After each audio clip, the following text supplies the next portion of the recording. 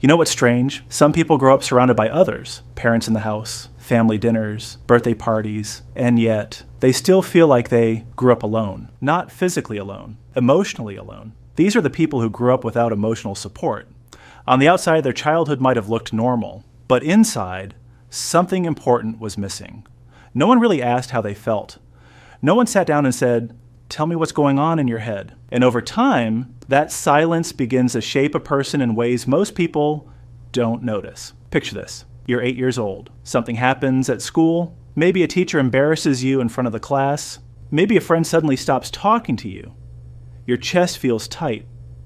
Your stomach twists. You go home hoping someone will notice. But when you walk through the door, everyone is busy. Your parents are tired or distracted or dealing with their own problems. So you learn something quietly. Your feelings are your responsibility. There's actually a name for this. Psychologists call it emotional neglect. Not abuse, not cruelty, just absence. And absence can shape a child just as powerfully as any wound. Children are wired to look for emotional mirrors, someone who reflects their feelings back to them. When a child says, "I'm scared," and a parent responds, "I understand," that moment teaches the brain something powerful. Your feelings matter, but when that mirror never appears, the brain adapts. Children begin to handle emotions the only way they know how. They push them down. They stop talking about them. They become very, very good at saying one sentence. "I'm fine." And they mean it. Or at least, they think they do. Because when no one helped you name your emotions, you learn to ignore them instead. That's why many adults who grew up without emotional support look incredibly strong. They're the calm ones during chaos, the ones who rarely ask for help, the ones everyone else leans on. But strength, in this case, was learned early. When no one comes to comfort you, you become your own comfort. When no one explains your emotions, you learn to solve them alone. Over time, this creates a kind of emotional independence. But that independence comes at a cost. Many of these adults struggle to open up, even when someone genuinely cares. Not because they don't trust people, but because deep down, their brain learned something early.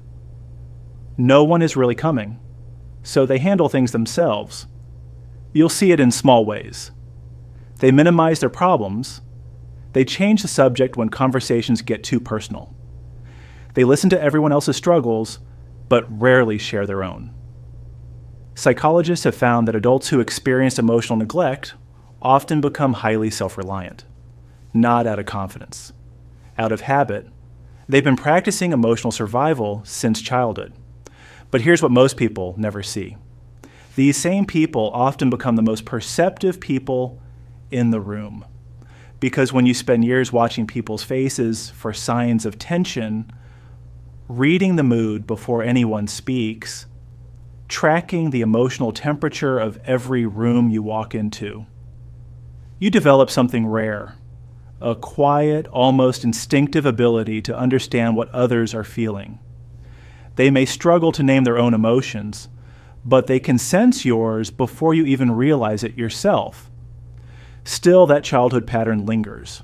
When life gets hard, their first instinct is silence. Handle it alone. Figure it out. Don't bother anyone. And sometimes they forget something important. Emotional support is not supposed to be a luxury. It's supposed to be normal. Humans were never designed to process life completely alone. The truth is, people who grew up without emotional support didn't become strong because they were meant to carry everything. They became strong because they had to. And if you recognize yourself in this story, it doesn't mean something is broken inside you. It means you adapted.